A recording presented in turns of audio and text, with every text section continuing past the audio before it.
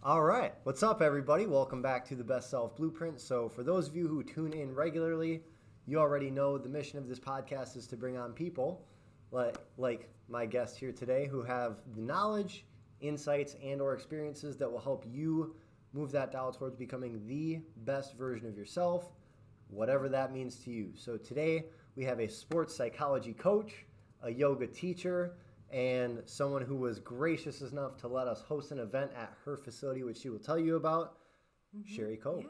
Hello. Good afternoon. Nice to meet you. Yeah, back Yeah. at you, right? Yeah. It's been a while. Yeah. So, the first thing I want to talk about is you made a post about your New Year's resolutions, Yeah. or whatever you would phrase them. I know that's a whole topic in and of itself, Yeah. but you pick two words, Mm-hmm. and the words you picked were tolerance and surrender. Yeah. And the thing that I kind of picked apart is that you talk about surrender being almost a prerequisite for increased tolerance. Yes. So what was it that got you to pick those two words, or kind of what's your intention in terms of like the lens that you're putting on with those two words, and what is it about surrender that makes it a prerequisite for Yeah. tolerance? Yeah. Well, every year I like to pick a word or two words in this instance. I felt like the two couldn't be separated, the tolerance and the surrender. And it's the way rather than setting a resolution, it's my intention for the year. It's intentions are different in that they bring a feeling and a direction of how you'd like to actually execute how you accomplish goals or how you move towards your resolution. So it's actually way more effective and powerful when you set the intention, because it is more of a process oriented. So the reason why I chose tolerance and surrender was, I started a new business, my studio here last year. Which we are Here in we right are. now. Yeah. And it's brought along with it a lot of different tasks, responsibilities, roles that I've never had to play before. And also, I'm not a manager per se of teachers, but I do help, kind of orchestrate how everybody's, able to gather information and apply it in allowing their students to come in our system, et cetera, et cetera. And it's a lot. It's just a lot. It's been a lot for me. It's a big learning curve. And I'm a very particular person. I used to be, I want to say, a perfectionist. I'm much less a perfectionist. And that's where sort of the surrender comes in. I have to let go of that, like, control, like, and that surrendering of that control, or just having to have it a particular way, or just being really flexible and open and understanding to everybody has different learning curves. Everybody has different issues and things that they understand better than others. And so that being able to take a deep breath and be flexible and tolerant is huge. And that just requires me to let go, surrender to that. Because it's not, yes, it is me, but it's not, I'm not in their shoes. Okay? Mm-hmm. And then also there's another thing where we have all family dynamics, right? And, there's always issues there. And last year was, a couple of little challenging things. And it has to do with allowing my adult children to become adults. And having me be able to tolerate that, take a step back, allow, that means I have to surrender. I have to allow and surrender. It's not my life, right? It's their life. And you're young. You're the same age as one of my boys, and it's, as a parent, we all go through these different phases. And the adult, okay, we think little children are hard.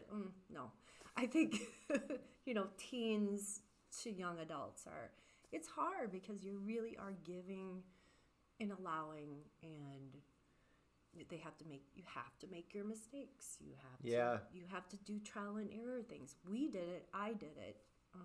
Well, and I almost think about it like when you're a baby, you grow up, you're a kid.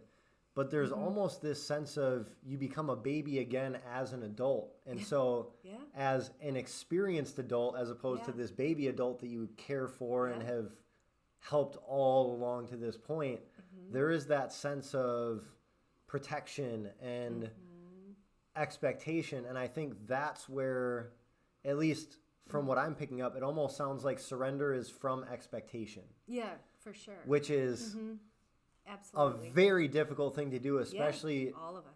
as someone who has your background and sees all of these, what other people will just kind of pass off as ordinary things, but you pick up on the patterns and the nonverbal cues and all of these Yes. quote unquote minor details that probably allow you to see things with more clarity than the average person.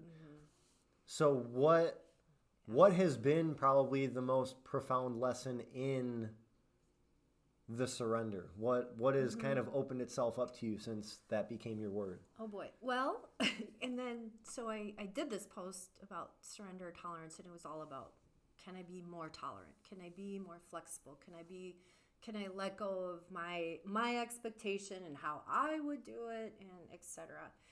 To almost like there is two sides to tolerance and surrender as well. And another situation came up where it's like there is a time and a place where you don't have to tolerate certain situations, and if you have to surrender to that, like let go and be able to be vulnerable and tell whoever that you're like, you kind of back me up against a wall here. I can't do anything more.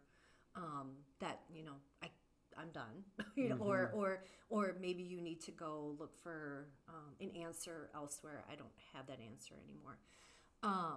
That's where I tend to kind of hold on a little longer than a lot of people. Like some people would probably have their boundary up maybe a little bit sooner. I tend to be kind of stick with it and try to figure it out, tolerate, and then like, what, then I'm kind of stuck, and I'm like, what, this doesn't feel so good. I need to not tolerate and surrender to that. So there's two sides to this whole concept and a fine line. So yeah, that I didn't actually foresee necessarily when I was developing these little words, but yeah. Well, and it almost where I think it's easy to perceive, like people claim they're either extrovert or introvert. They're either, like that Briggs Myers, you're either this or this, but really there's a percentage, right? It's a spectrum. Yep.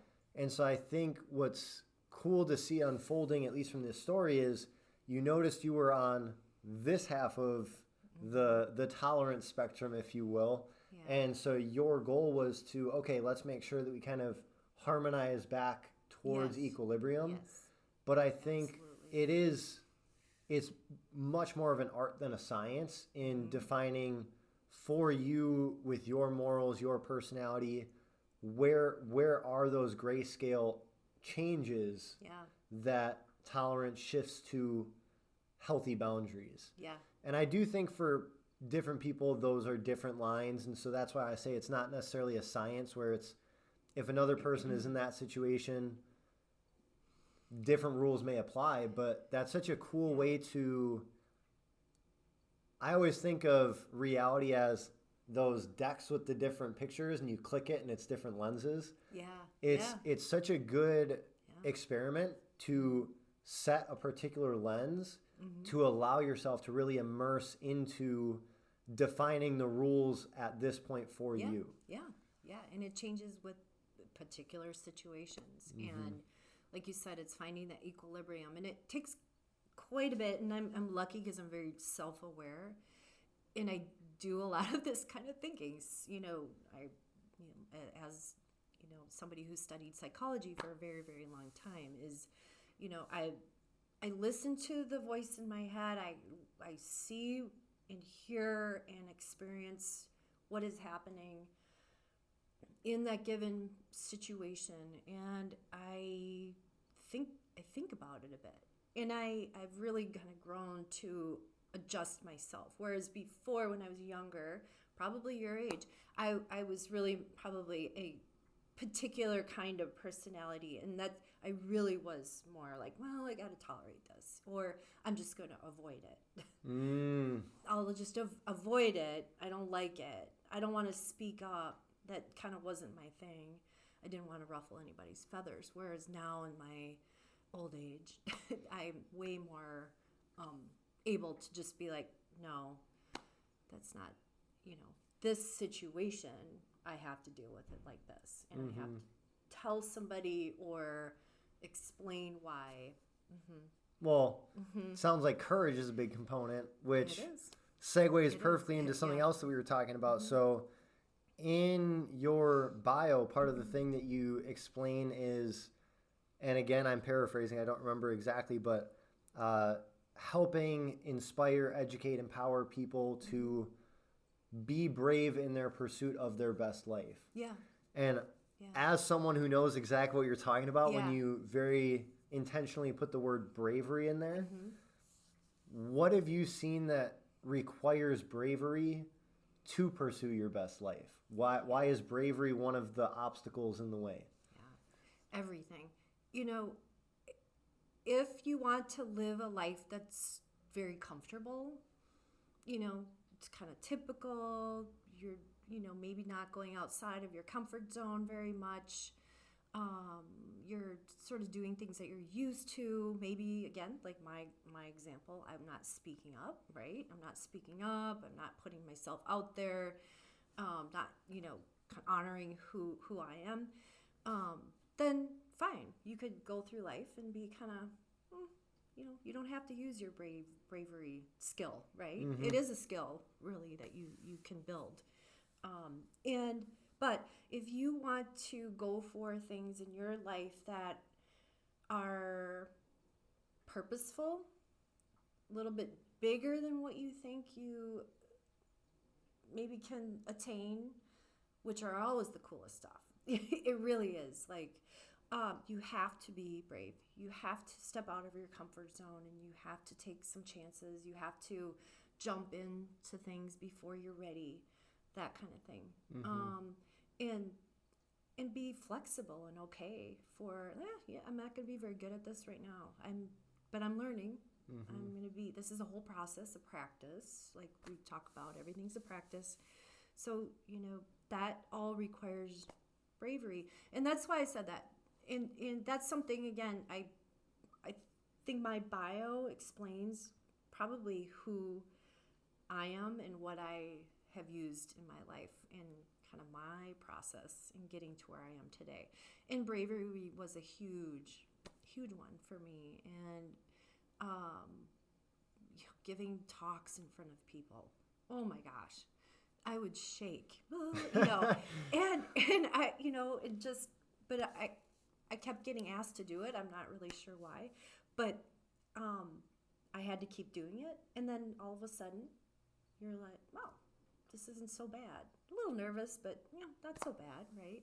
So like, those are examples of, I would hate to have had, bravery or not being brave get in my way. And then therefore I wouldn't really be doing these things. I wouldn't be teaching yoga in front of people, and I teach in front of a lot of people sometimes, or I give talks to a lot of people. Now, podcasts, getting interviewed, I like it. So, that would have held me back. Yeah. So, and I always think that being an example of bravery helps other people be brave. That is probably the biggest motivator for me is there are oftentimes things that I don't want to do that are very uncomfortable that I get myself to do because I think maybe part of even like setting up the podcast or going into the industry I've gone into or pursued a lot of the things I've done is because it's pigeonholed me so that people are watching. Yeah. And I think that is... I'm sure you could dissect that a little bit as to how healthy of a pursuit that is, but I really think that's a good way to forced courage where it's like, all right, if I wouldn't do this for myself, now I'm acting on behalf of, Yes. I don't even think about it as a whole bunch of people, but I always just think of the word you. You being that one person who I might change how you're thinking about something in your life, or, seeing something I'm doing and be brave enough to go out and pursue one of your passions. Right. And I really think there's a lot of power in knowing, again, whether you have a podcast or not, whether you're in front of people often or not. I giggle at the word influencer because every single person influences someone. Yeah.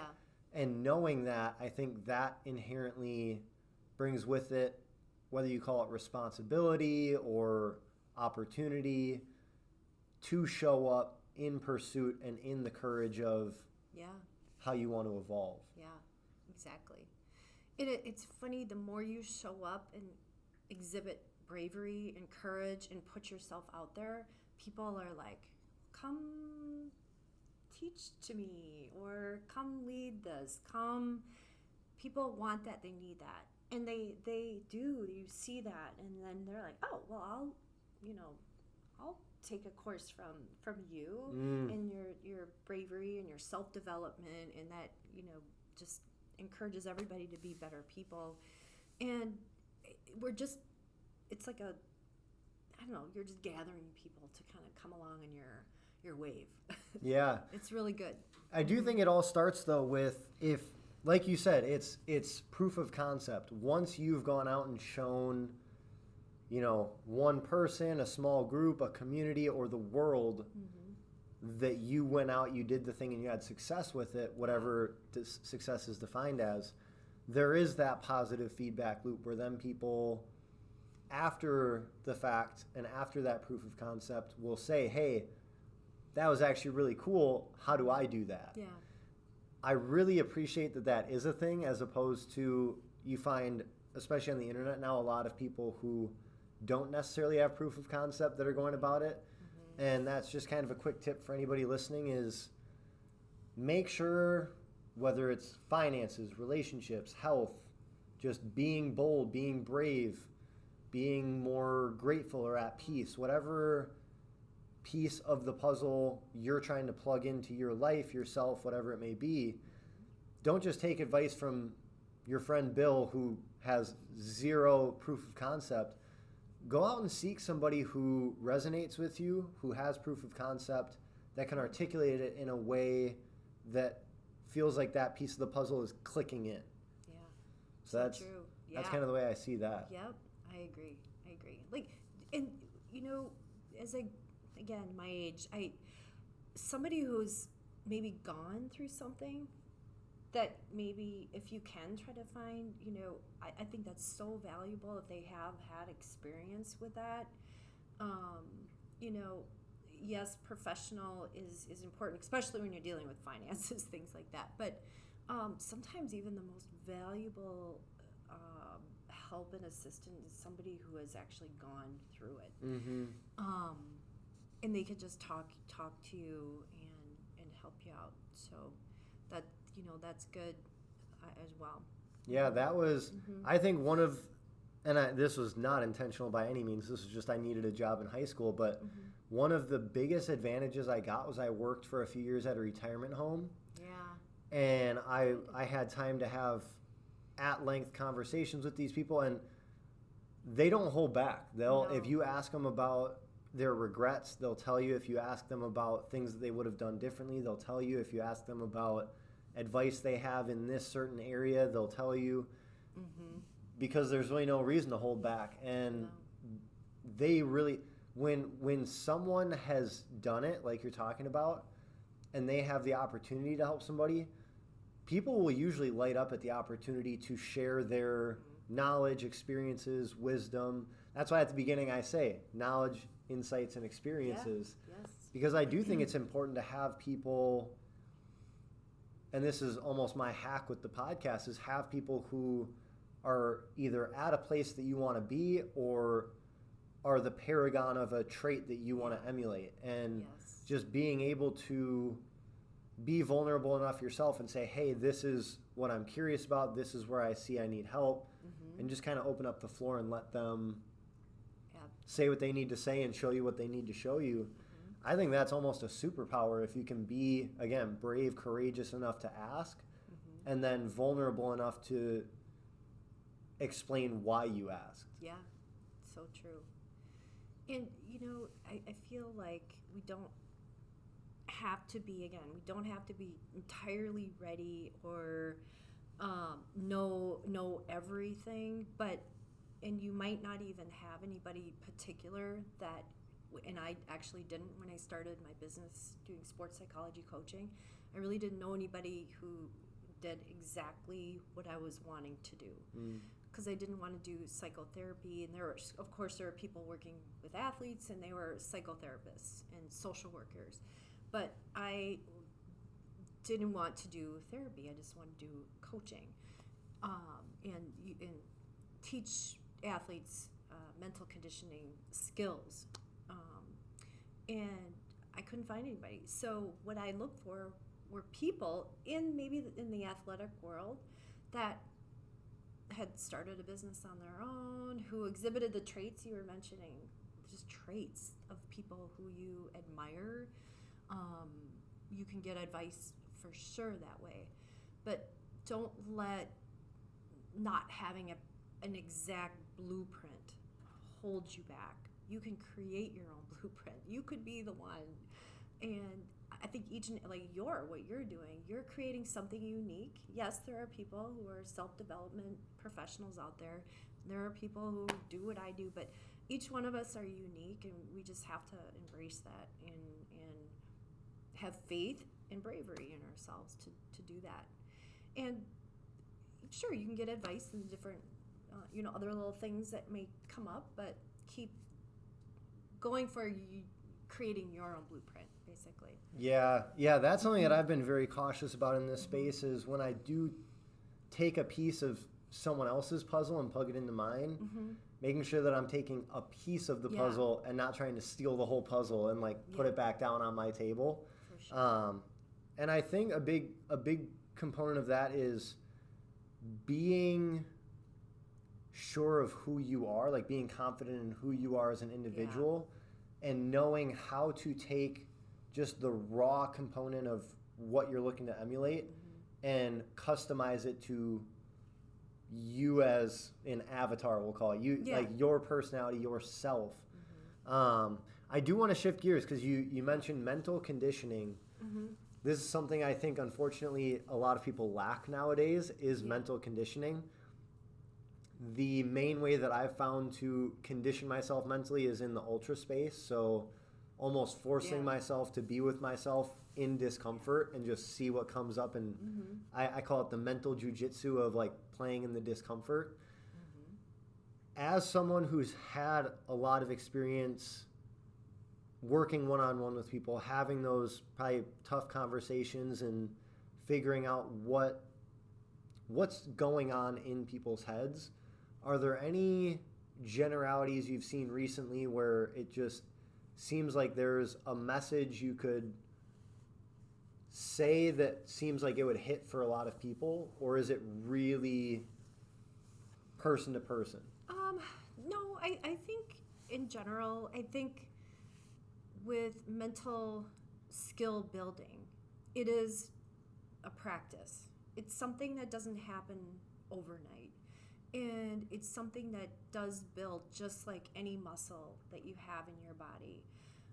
Therefore, if you are hoping to relax or calm your nerves, if you get super anxious before an event, or your confidence gets to you and your nervous system is just through the roof or something before an event, if you haven't practiced certain conditioning skills and you go into that situation, it's not going to help. So No.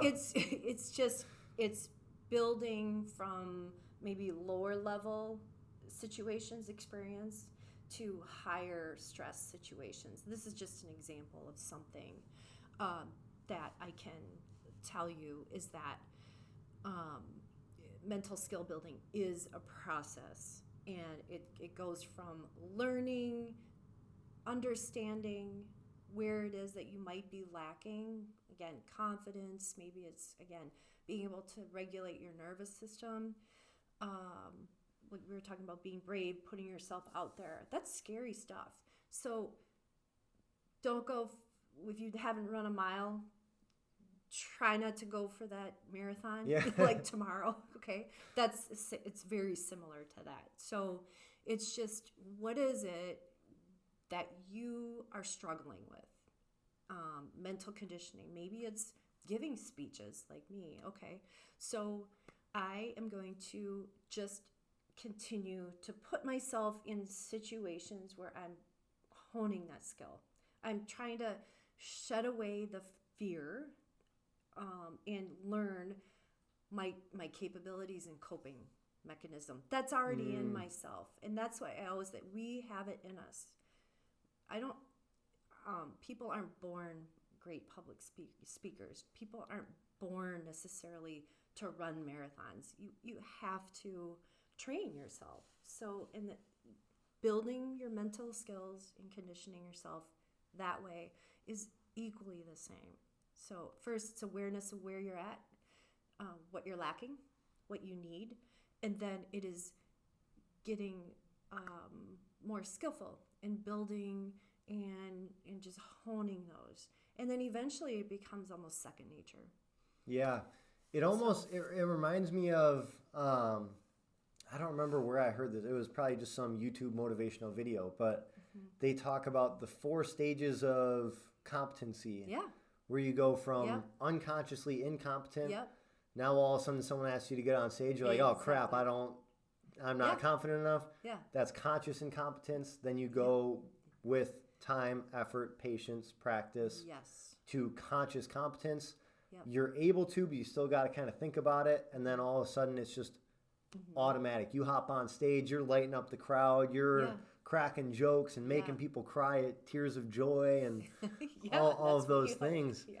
And I really think, again, in the ultra space, that's been my ultimate guide to a lot of this stuff, because it really is that trifecta of physical, mental, and emotional. Physically, you have to gradually get your body, like you said, I did not start with an ultra. I started with a little 5K fun run, and a little girl ran past me. I was like, oh, okay, let's go. Cute. So there's the physical, there's the mental of those inner voices popping up, and can I do it, and why am I here, and the mental knowing of what do I need to eat, have I hydrated recently, and then there's the emotional hit that comes from, obviously there's just the hormonal imbalance, and you need to be able to ride that wave, but then kind of in tandem with those inner voices, there's a highly emotional component. Yeah. And so that's what's worked for me. But is there kind of a one-size-fits-all practice that you found works for people? Or what tips would you give for people to start building mental conditioning? Aside from, it sounds like exposure therapy is a good... Yeah, exposure therapy, sort of putting yourself in positions that sort of test your edge in a very gradual way. Like I said, just again, start with the 5K. That's just an example, and then build up to a marathon if that's what your goal is. And okay, the number one tool I use, the first thing that I teach and work with athletes on is the breath. The breath is massive because it controls your nervous system. Your nervous system then will help you downregulate your heart rate, your nerves, everything that happens when you get nervous, your dexterity, your ability to flow the way you flow. Like if you're tight, you're just not going to perform as well. And then what happens is if you're nervous, your mind tends to get tight as well. You start to shut down and be like, I don't know. And then you have these self-doubt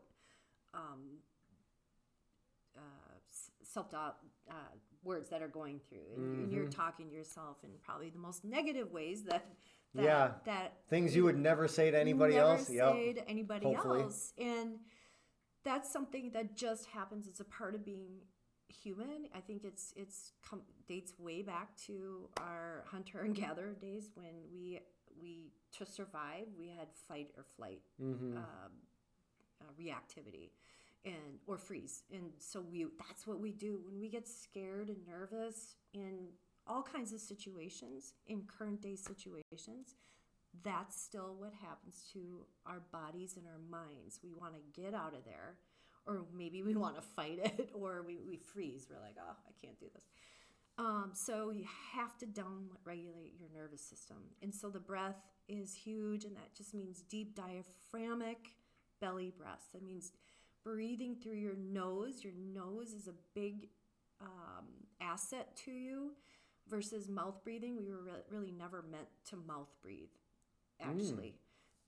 So mouth breathing is when you have heavier exertion, but if you can breathe through the nose, inhale, exhale as much as you can, that's where you get the depth of breath and where your nervous system is going to kick in to help you downregulate. So that is huge. You can do box breathing, which is great, where you inhale for 4, you hold for 4, you exhale for 4, you hold at the bottom for 4, and then continue that cycle. But breathing is huge. Breathing is everything. The number one thing you could do. Absolutely. Yeah. It just sort of changes. You can't possibly implement all the mental tools that you have learned if you're in a fight, flight, or freeze situation. You forget. You can't use your brain if it's not working. No. So that's why it's like that's the first step. Yeah. So that's huge. And that's something, I mean, I have talked about it before, but I would devote every episode to talking about breath because there is no overestimation that breath is life. If you don't breathe, you're not here. Yeah. And how you are breathing is a big indicator of what life are you experiencing. Yeah. That's why I probably look like an idiot, but on some of my runs, I'll drink some water and I won't swallow it to make sure that I can still breathe through my nose. Yeah. So I'm just running around looking like an idiot. But that's all right. So you've kind of touched on it a little bit earlier, but you've talked about like earlier in your life maybe you would have done this. Now you're at a point where wisdom and experience kicks in, and now you know maybe to do it a little differently, a little better. What has kind of been your path? Because I was talking to you about, it seems like, and these are my favorite people, probably because they're people who think similar to me, which is one of your mantras is, and I'm paraphrasing, living an extraordinary life and helping in whatever capacity as many other people do the same thing. Was that, like, have you kind of always had that inside of you? Did that evolve? What was the point at which you were like, that's it, that's the goal? You know, probably when I started understanding that everything that I had or was capable of was already inside of me. And I just had to look within rather than looking and asking everybody else or following, again, some particular person exactly how they were doing it. I had everything I needed inside of me. And that really came about when I started this business. I was, oh gosh, how many, 18 years ago maybe? 15, 18, something around that. And I really, again, I had no mentor, I had no model. And someone just told me, they're like, well, you don't need to, just do it. I know you, Cheri. I know you have the skills, because I did go through counselor education.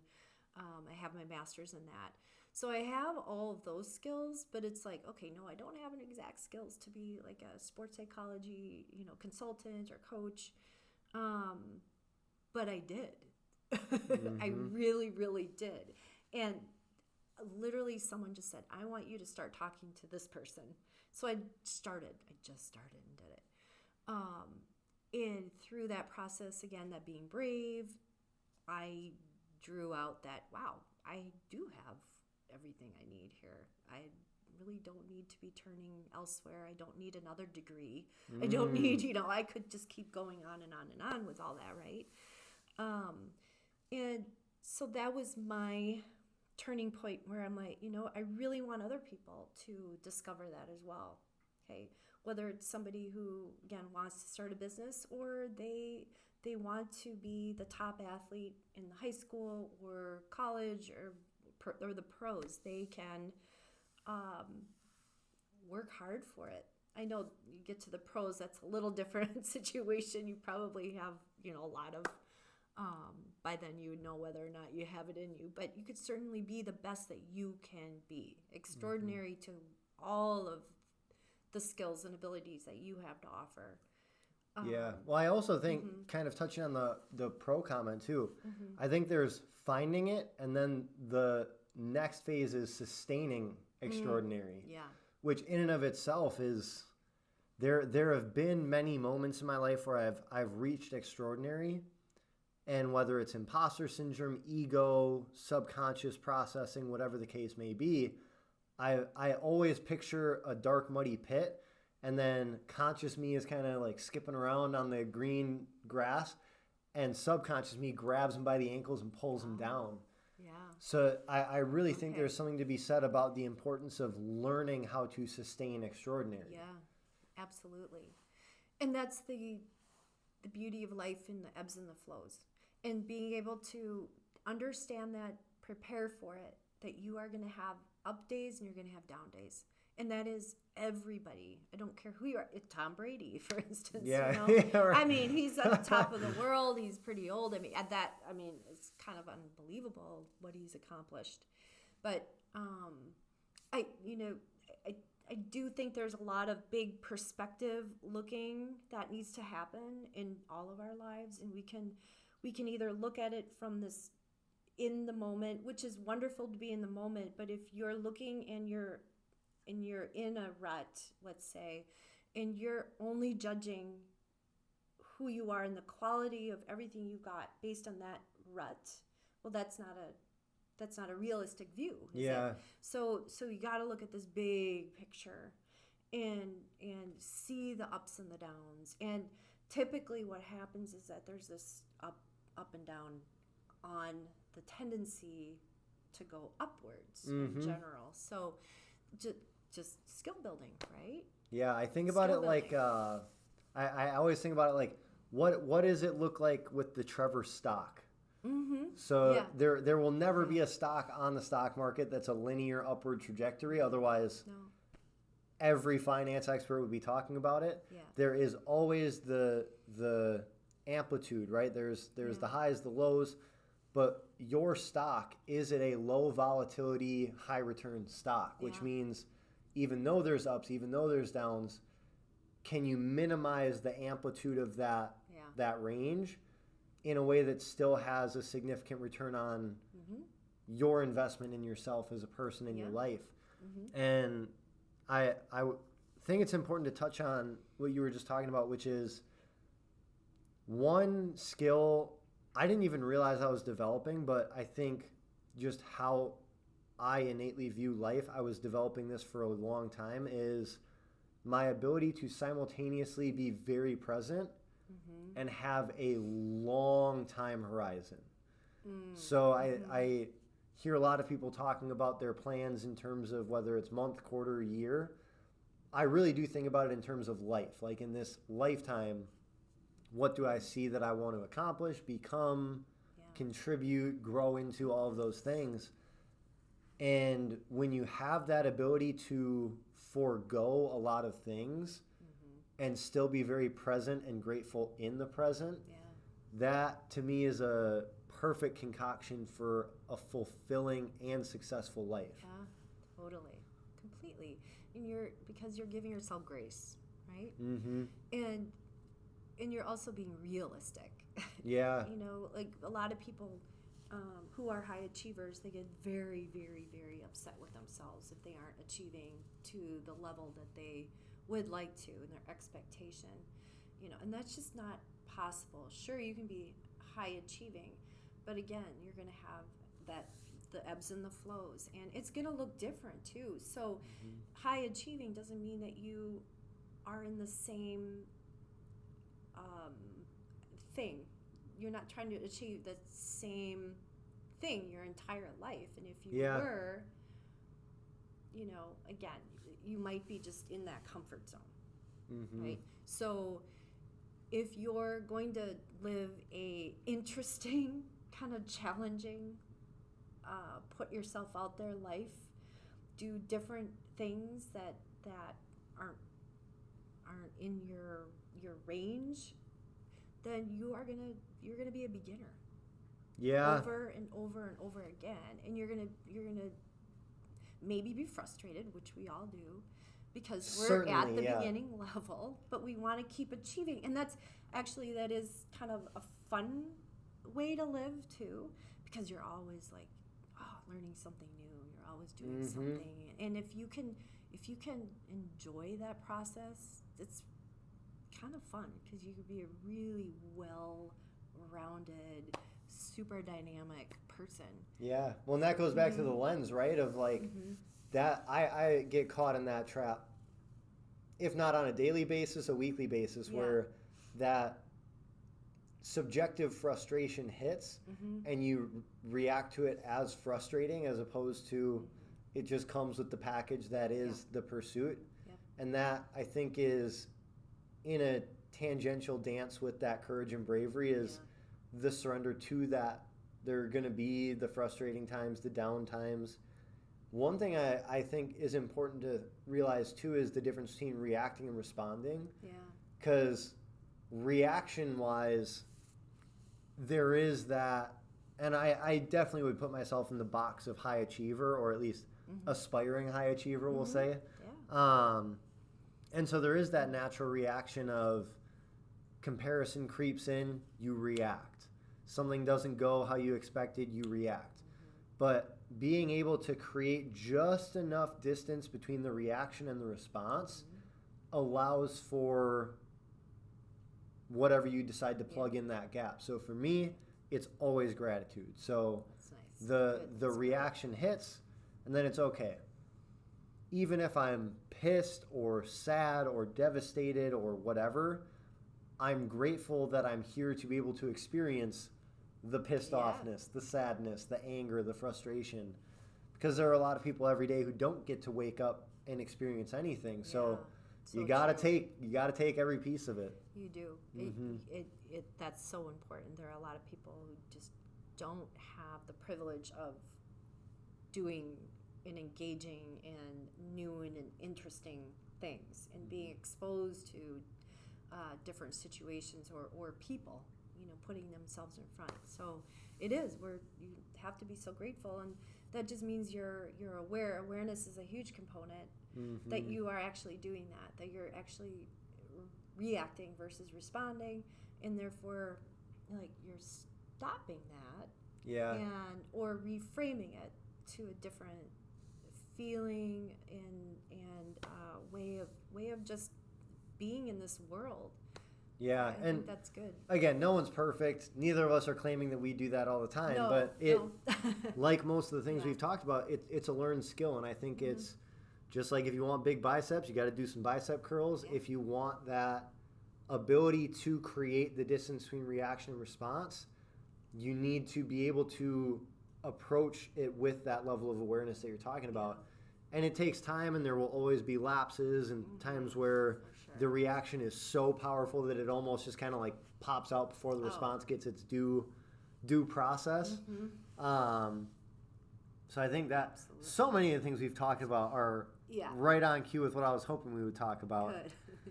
One thing that I am always curious about, as someone who, I feel like there are times now, you have an added layer of this, so being both a practitioner and a coach, I think you have that extra layer of perspective that allows you to learn and grow at a little bit of an accelerated rate. I think also you've had the opportunity to be a child and a parent, so you've had a lot of these dualistic perspectives on things. What do you think is one of the most profound lessons you've learned from either of those dualistic lenses of like whether it's a profound lesson you saw going from the child to the parent, from the practitioner to the coach? What are some things that have popped out along that journey? Yeah. Oh boy. So many. I mean, yeah, so many. That could be. We could stay here all night and talk about that. We could. Okay. Well, child and a parent. I guess we're most important thing is we're always learning. Always learning. You know, and nothing is perfect. And you know, as a kid, right? We're always learning. Being a child, you know, kind of understanding your parents, didn't understand them, understood them a little bit, you know, that kind of thing. You know, learning how to be independent. I'm still learning how to be independent apart from my children. You know, so it's kind of always very similar-ish. And yeah, because I'm you know, on the opposite end. I don't have little kids at home, so they're not necessarily dependent on me anymore. So of course, they're being independent. I have to learn how to be independent and let them live their lives. So, you know, again, I would say constantly learning. Yeah. Always. Yeah, that's so true. And I do think that, as like the child-parent duality, it's important to, like, you're always learning. But I think in the practitioner and coach dualistic lens, I think it pushes you to learn, like to make sure that you're learning, because that was something I've always said when I'm joking around with clients. I'll say, like, I want to teach you enough to get you to the point where you don't need me, but I'm going to be learning so fast that you'll always be able to use me. Like you'll always have another level to get to, because however fast you're learning, that competitive edge of me is like, I'll be learning even faster. So I'll always have more for you. There will always be more growth to be had. And I just find that so powerful I don't know if you've ever heard of a guy named Cheri. I do. I know. Yeah. So he talks about when he works with people who are really hungry for information, it reminds him to make sure that he's staying hungry for information. So what have there ever been any circumstances where, whether it's someone comes in to work with you as a sports psychology coach or a yoga instructor, where they kind of revitalize that, like, oh yeah, this is like, learning is exciting? Oh yeah, all the time, all the time. And in fact, just recently, I guess this was last spring, not too recently, but I did a beginner series, and that just threw me back into like learning big time, because I think we get into our routines, particular, and I'm speaking as a yoga teacher now, but I can easily get up and teach a vinyasa class to, you know, intermediate, advanced yogis. But boy, to teach to beginners and to break it down for them, and everything needs to be explained, and that's where it's like I have to think like a beginner, and go back to how I learned, and that it. I loved it though. I loved it because I love to learn, and I went back and I was just breaking stuff down and being like, oh, okay, this is what I'm going to present and how I'm going to do it, and you know, my angle, and that was really fun. So it's something, again, it stretches me, where again, it's not my comfort zone, like, oh, it's going to stretch me a little bit, then yeah, I have to do a little more reading, I have to do a lot more research, and taking extra time. Yeah. So most valuable resource. Yep. All right, so we've pretty much covered everything that I want to talk about. I want to end with 2 questions, though. So I have 2 questions that I ask, or I have been asking everybody, because I'm very curious how people would answer these. So the first one, my watch is yelling at me. The first one is, let's say this microphone was hooked up to an earpiece that everybody had in their ear, we'll say all over the world. Magically, everyone knows English now. And you could deliver one message that you want everyone to hear. That's good. What is a message that you believe to be universally true that you just think people as a whole need to hear right now? Yeah, I think you have everything you need to be the best version of yourself. You have it. You all have it. And it's just up to you to find and dig inwards, do the inward work. Look within. Look within.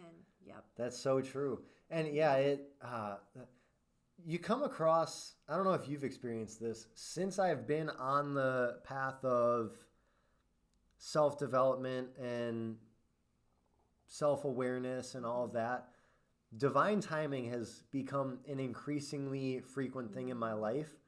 And so it seems like I often have the perfect conversations with total strangers at just the right time. And I was sitting in the hot tub at a club that I belong to, and just this random guy, never seen him before, never talked to him before, ended up having an hour and a half, 2-hour conversation with him. Wow. And I wasn't sitting in the hot tub the whole time. That would have been a bad situation. But Right. he said something similar where he said, it's not about going out and finding yourself. It's about scraping away what you thought you were that you aren't. Yeah. So that you can discover your true self. Absolutely. And I really think that's true. I think in growing up, we try to like stack and stack and stack and add this piece and add this piece. And I had already been doing this, but that conversation made this very much more at the forefront of my thinking was the adage addition by subtraction. Yeah. What have I added to my schedule, my thoughts, my support system that maybe just is no longer in alignment? And how do I, with love, with gratitude, let that stuff go in a way that's not malicious, in a way that's not like, this is done, screw you, I'm on to the next thing, but like acknowledging the benefit that it had in your life, acknowledging the love and care that you have for whether it's a person, a situation, a thought, but just being willing to let it go so that you're more free and light to navigate within yourself to figure out that truth. Yeah, absolutely. Because that, I mean, again, like underneath it all, I mean, one of the things that I truly believe in is that we are, and this gets a little more spiritual, but we are all born with a purpose.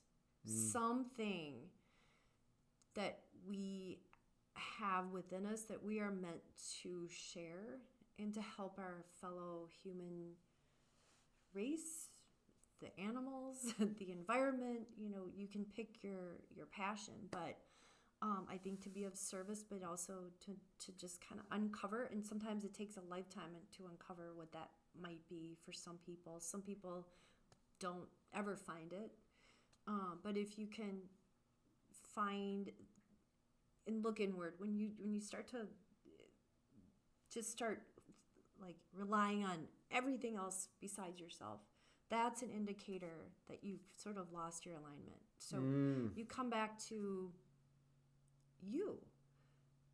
Like, can you sit with yourself for a while? Can you answer your own questions? Yeah. I've always joked with people, if you wouldn't take you out on a date, then you've got work to do. So like with me, I love going to the movies by myself. I'll go get a bite to eat by myself because I feel I'm in good company. And I really do believe there are a lot of people, and I think how the world is set up inherently adds to this, but their minds are very restless. And what's being so active is not positive. No. It's very chaotic. It's majority negative. And yeah, I think going back to just sit with your breath, sit with yourself, let that discomfort kind of settle and just be with it and try to pick apart what you can in that chaos.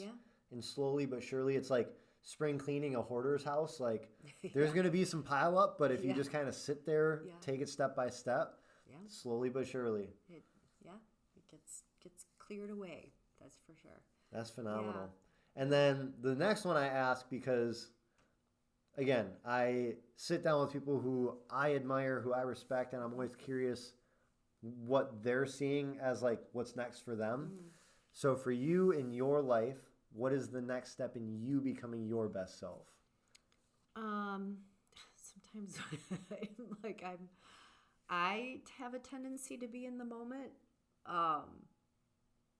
I'm not much of a planner, which I wish I was better. It's funny, I was having this conversation to a friend. I'm like, gosh, wow, I feel kind of like consumed with what's happening right now. I'm kind of like underneath the, I think for me, it's just to build more of this community space. And for me, it is about community now at this point in my life, not about me, not about making money in any way, shape, or form. I think about spreading this whole elevation of mind, body, and health and wellness and that. So I guess that may be my mission, is to like kind of share the wealth in that regard. That's phenomenal. I like that. And I might have an opportunity for that, which we will talk about after this. But awesome. Yeah. Well, that was phenomenal. So this has been something I said in the last episode. I'm going to say it again. I do not say this every time. This was one with a lot of fantastic information from someone who has gone through it, who has taught a lot of people how to go through it with success. Get a notepad out, hit rewind, go through this again and take some notes.